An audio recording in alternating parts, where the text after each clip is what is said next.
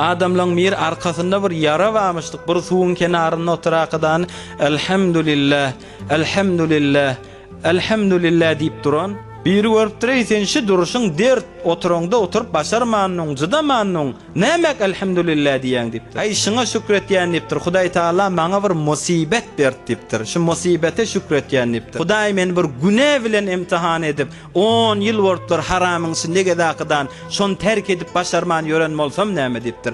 Bu agyryny ağlar diýipdir, eňrär diýipdir. Onda da jydaryn geçer diýipdir. Hudaý men başyma musibet bilen meni imtihan etdi. Mäsiyet bilen imtihan etmedi. Hudaý meni eger mäsiyet bilen imtihan eden bolsa näme?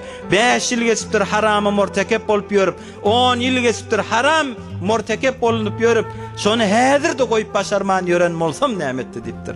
Emma şonda men helak boljaktym. Ay bu musibet men öz jesmime düşse, dünýäme düşse, malyma düşse ganimatdyr. Mäsiyet bilen Hudaý meni imtihan etmese diýe.